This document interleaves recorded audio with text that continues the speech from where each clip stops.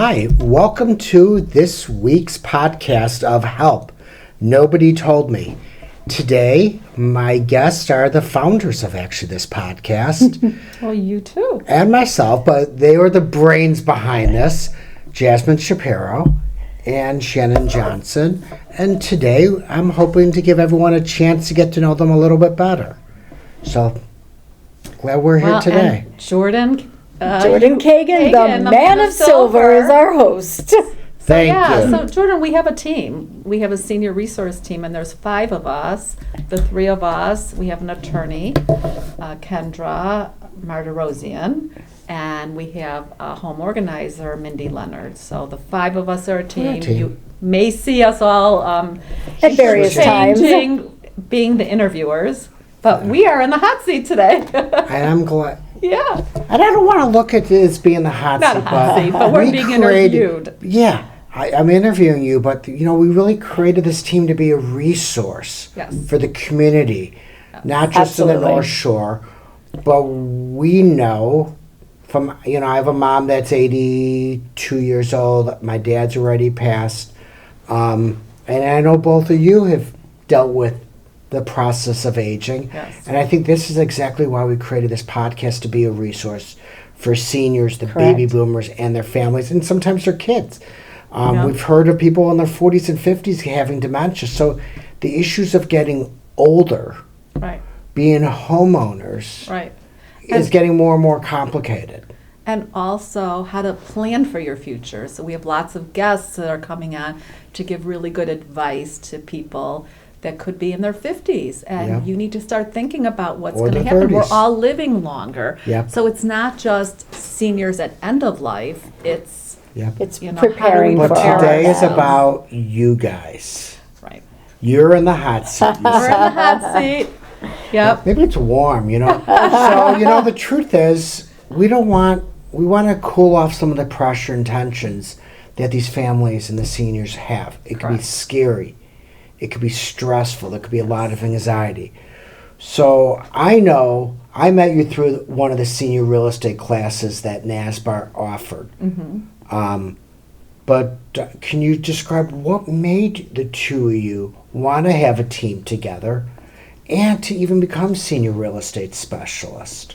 Is there something in your past that lit that fire? Speaking of hot seat. We're both going through it with our parents, and I think that was the biggest driver for us, right? To get the certification in the first place, yes, because for we're sure. both realtors with Berkshire Hathaway Home Services in Chicago. We're partners, and we looked at each other and we said, hey, there's a segment now, like people are living longer, and what do you do when you get a little bit older? Do you may want to downsize, you may need to have different types of living arrangements, and You may be in crisis mode. A million different things can happen. And Shannon, you said, let's get our SRES. Absolutely. And we signed up for this course. It was a 2-day certification course. And then we met you. So, but then once we got the certification. What did the certification consist of? And maybe with that is, before this designation, how long have you guys been a team before you even took that class? So we've been a team for about 5 years now. Mm-hmm. Right. So, and it happened kind of naturally. We were working in the office together and taking some classes together, and we would go to brokers' opens together and things like that. And then it was like, I'm going to do an open house this Sunday. It's kind of scary for women to do it by themselves in this day and age. It's creepy. Do you want to do an open house with me? And we started doing that. What are the benefits? If I'm looking to hire a realtor, one, I guess, what are the benefits for me to hiring a team than just someone fantastic by myself, where I've seen their billboard up on the highway for the last 10 years. So I know they're spending a lot of money on that billboard. They must be good to be able to afford that. But what's the benefit to there's different teams, too. There's different business models for teams. Yes. Jasmine and I are a true 50-50 team. If you hire us, you get both of us. We're both 100% in. And what that means is if one of us isn't available, the other one is at all times. We're usually both there because we like working together. Like, I like her. I don't know. And we She's love our kinda cool. clients too. That's the other thing. Like, we build do. relationships with our clients. We want to be there for them. We enjoy being there. It's like a selling their house, helping them buy a new place or their family. Yes. It's like a major milestone. Right. Yes. So we enjoy. So it's not like, oh, you go do that. I don't want to go. It's not like that. We both want to be there with our clients. Right. We have different strengths, and it's great because there are times when it's like, ooh, I'm going to let you handle this situation because there are things that we're just better at, and so that's a great thing for someone to have in their back pocket, that you have people who have different skill sets and they handle different things differently. So that's a wonderful thing to have. So I think I've known you for probably 2 years now, year and a half to 2 years. As you said about each one of you has your unique strengths. And my father was one of my mentors. And he said in his mind there was a synergy. 1 + 1 is 3. Yep. As a team, we should be stronger together than as individuals. Correct. And now that more and more we've worked together, I see that. Right. That someone that's hiring the two of you as a team is better off than hiring an individual or two people. And with our resource team too, a lot of times we can offer our clients, we just had a listing appointment a couple weeks ago, and we walked into this person's home and they're going to downsize, and she wants to get rid of things and she didn't know where to begin. We brought Mindy in. We walked into her dining room. I saw this silver tea set. I said, "Are you keeping that?" She said, "I don't want to. I have Jordan Kagan to come and talk to you." Yeah. So we have all these resources that we can offer our clients. So let's go back a little. You sat for a 2-day class to become a senior real estate specialist. You met me. You met Kendra. What did that class and those 2 days entail for if I'm hiring someone to help my mom sell her house at 82, or I'm a kid and I've lost my parents? Why would I want a SRES and not just a normal realtor? Well, the class really talks about some of the idiosyncrasies of seniors and all of the things that entail some of the life experiences that they're going through at that point. It talks about all of the different options that they have. We go through everything from finances down to different types of home options and things like that. So it's a very wide array of things that we study and things like that. For Jasmine and I, what we wanted to do was have more than a few extra initials behind our realtor title. And you can add all kinds of different initials, but for us it's what do you do with those? So talk to me about what are the, I know SRES, we've talked about it on the program before. And SRE Senior Real Estate Specialist. Do you have any other designations? You talk about other letters. Can you elaborate what you mean by that? We do. So we are ABR, which is Accredited Buyers Representative. So that's another class that we've taken. And I also have the designation as At Home with Diversity. So these are all things that you can do. But like I said, it's what you do with them. So with the Seniors Real Estate Specialist, we really wanted to embrace that title. And how can we really use that to highlight who we are and what we represent? And what we decided to do with that was to create this senior resource team. So we have the 5 of us that we've talked about, but besides that, we've created a whole list of vendors of people that specialize in senior services, right? And we can call on those people and know that they have the best interest of seniors at heart. And we feel really confident in that, and that we have all of that behind us. So we consider all those people part of our team. Right. And while we were in this class too, a big segment of it was, how do you deal with the family? So let's say mom or dad are now getting older and kids live out of state, they came in town, it's Thanksgiving, and they're shocked to see the decline. And mom and dad are living on their own. And now they start realizing, okay, some change needs to happen. How do we start? Where do we go? We don't even live in town. And that's where Shannon and I can come in. We can help them with everything. So how do you ensure that open and communication, not just with the seniors, but their families, especially if they are living out of town throughout this whole process? Because, we talk about in life, there's a handful of things that are incredible big stressors. Mm-hmm. Change of job, Mm-hmm. Marriage, divorce, death, moving. Right. So we really take our clue from our clients. And one of the first things that we talk about is, what is your preferred method of communication? So we want to know, how do you prefer to communicate? Is it email? We know about you, Jordan. Text is the best way to get a hold of you. If you email Jordan, it might be a while before he gets back to you. If you need to email something, text to let him know you emailed it. But here's an example. So we just worked with a senior client, and the son lives out of state, and he contacted us that his mother will be moving to where he lives, and her house will need to be sold. But please don't contact her now. You cannot go and see the house. She's overwhelmed. And we did And it. this was a process. It was a process. So we stayed in touch with the son. We checked in with him periodically just to let him know we haven't forgotten about you, but we can't even price the house. We can't give you a comparative market analysis if we don't see the condition of the house and go in it. And we just stayed in contact with him. And all of a sudden one day he said, you know what? Now's the time. My mom is ready to move. I will, next I will send an email and I will copy her on it to let her know. And then I will give you her contact information and you can set up a time to meet her. And so everybody's different. That's just an example of how one senior interaction went.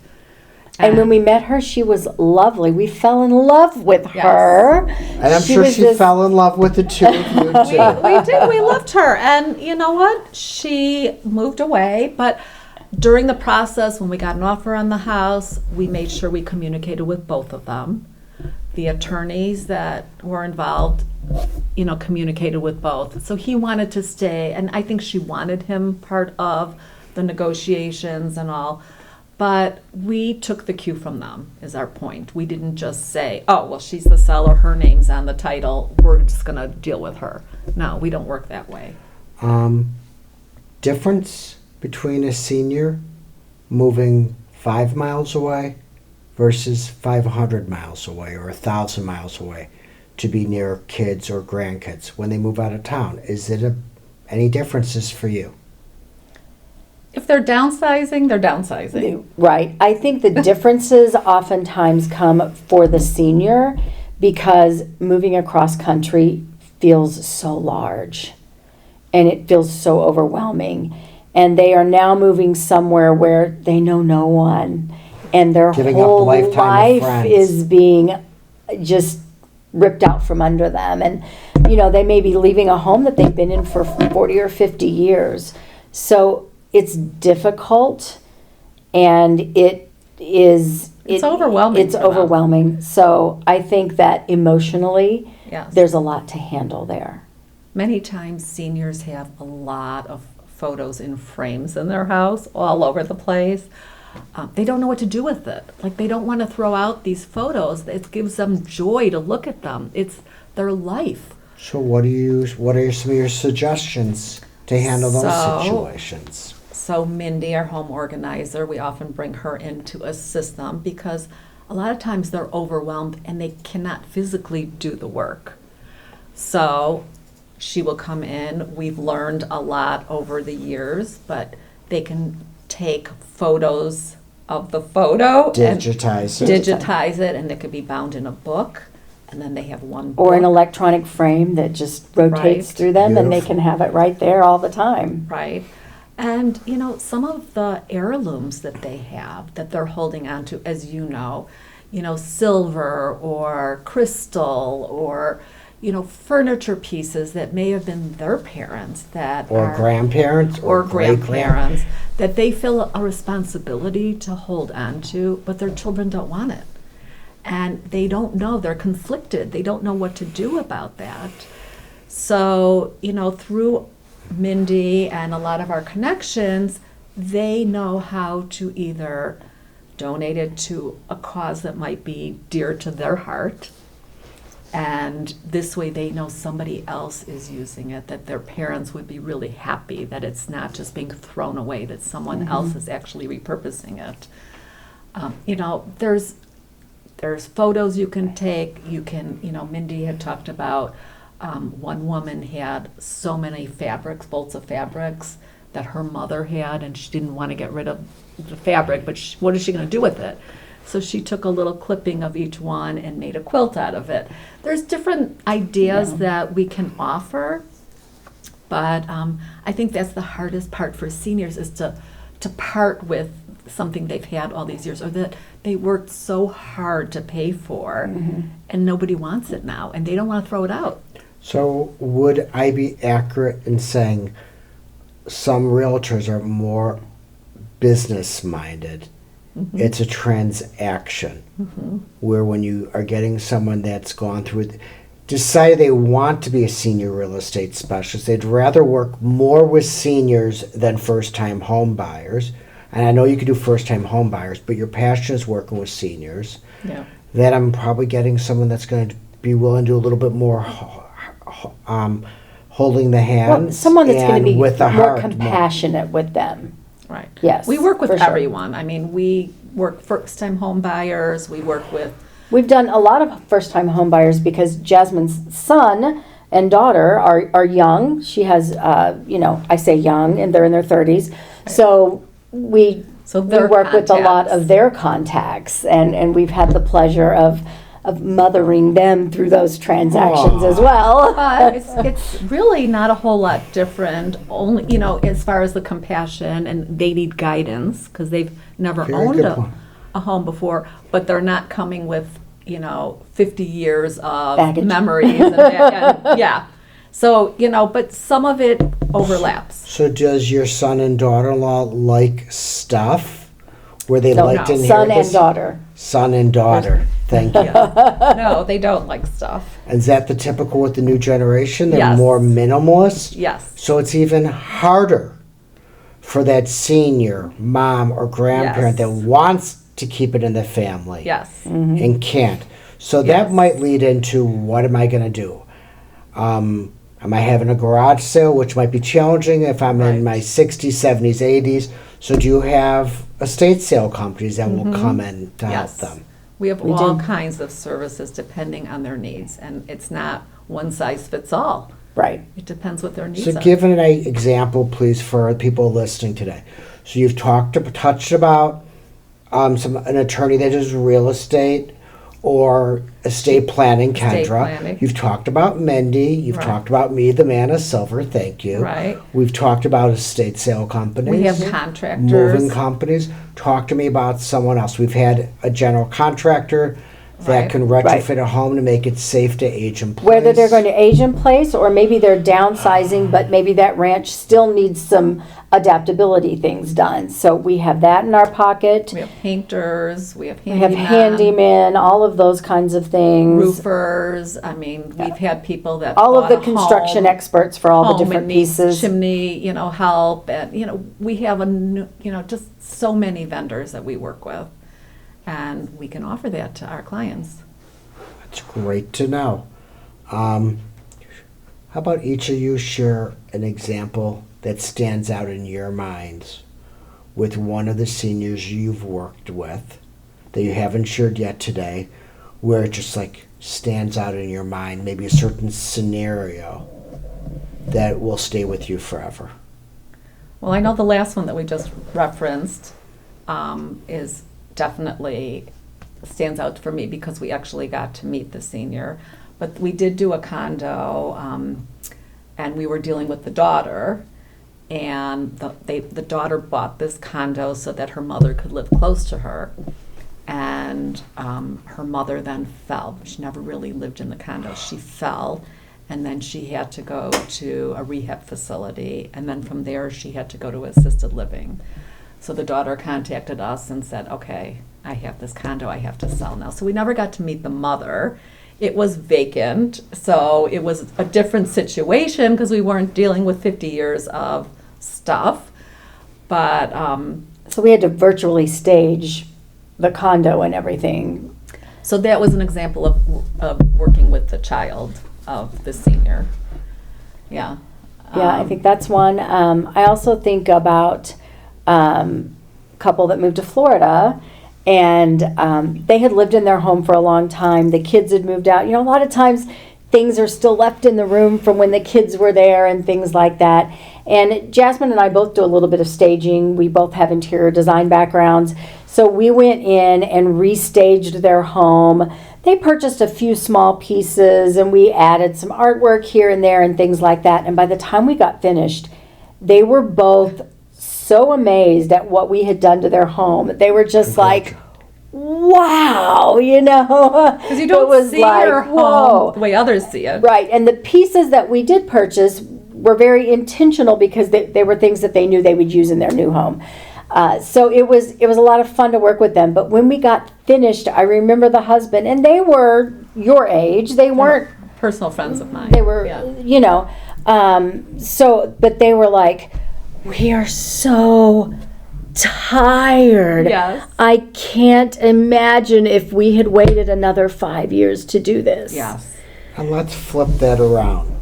This is one of my stories, and maybe you can relate to it or something similar or some feedback, but I know a home organizer that brought me into a house. She quoted the clean out to, pack up the house and move it out 5 years before I was brought in. Mm-hmm. I have every reason to believe that the parents had passed, the house was vacant for 5 years.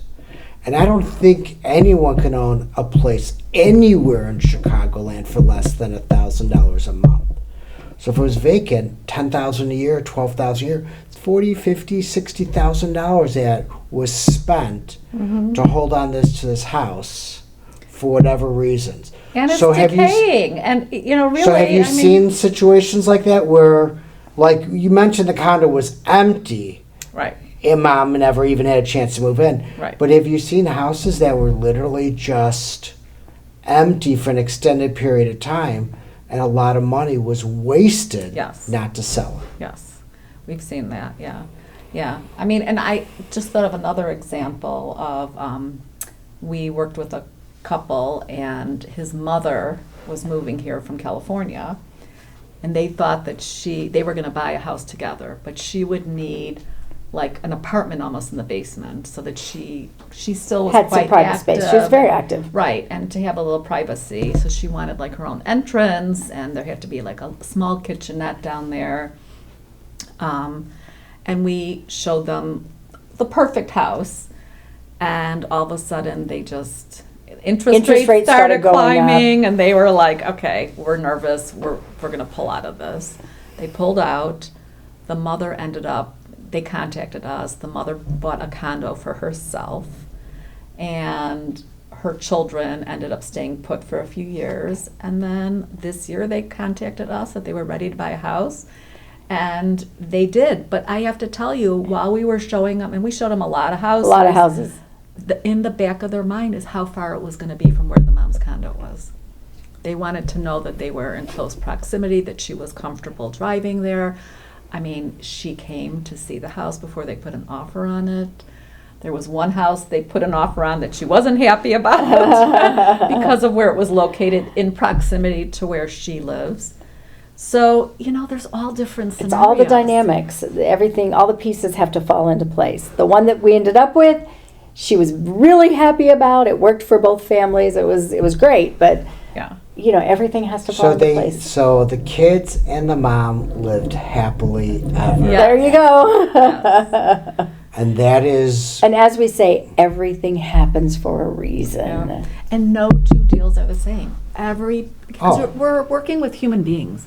Everyone has different needs, different situations. Different backgrounds, different stuff, different financial, job And situations. It's one of the reasons that we love it. It's always different. Right.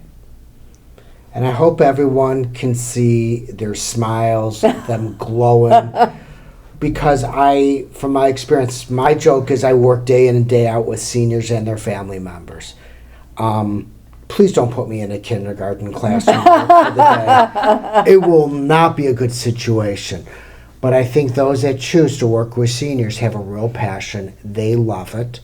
There's an incredible sense of trust put into us to be brought into someone's home. Yeah, and we love working together. And both of our strengths help our clients. So it's not work for us. It's actually fun. And I also believe, like iron sharpens iron. So we're better every day because we work together. Mm-hmm. And I know that. And as you said, 1 + 1 = 3. Absolutely. Any parting words for our listeners today? We would love to help anybody, even if it's just you need advice, please reach out. What's the longest it's ever taken someone from their first phone call till they hired you? Where it took them that long? It could take a long time. I mean, not so much from a phone call to us meeting them, but once we meet with them, then the question comes up, where are you going? What are you going to do? If you're going to be downsizing, what are you keeping? There's so many pieces to the puzzle that oftentimes people will reach out, but they don't think all of that through. And so we have a guide, and we are happy to share it if anybody... Like a reverse timeline? Yeah, a timeline of what needs to take place before we can actually get your house on the market. And oftentimes, it might mean taking exterior photos while the weather is good. Like if you want to be on the market, the spring market, think about what spring looks like here in the great land of Chicago. Everything's dead. It doesn't really bloom until May or June. And so when things are on the market in, Super Bowl Sunday is kind of really, after the Super Bowl is spring market, it's dead outside. It's still crunchy and brown. So we need to take exterior pictures now. And we take professional photos. We do drone photos when it applies. We often take exterior photos when the weather is good, and when the house is finally ready to go to market, that's when we take the interior photos. So sometimes it's a 2-step process. So we want to get them before fall hits and all the leaves come down. It could be 6 months from start to finish, or it could be years. It could be, yes. Or it could be quick. I mean, we had a client that their house was picture perfect. Usually Shannon and I go in and we do some light staging. Yeah. It could just be throws and pillows and accessories, but this house was so perfect we needed to bring... We're like... Okay. Let's just sign here. Let's move the Kleenex box out for the photos. Literally. So, I mean, like I said, every situation is different. So for them, it was very quick that we were able to, I think they just wanted to hang a door or something. Yeah, literally. So it was, that was in the garage. It's good to know. Yeah. Well, thank you so much for being here today. Thank you for creating the senior resource team, and brought me in. And, when it comes time to saying help, no one told me, this podcast is here as a resource for you, your friends, and your family. So we invite you to tune in next week for another podcast of Help, Nobody Told Me.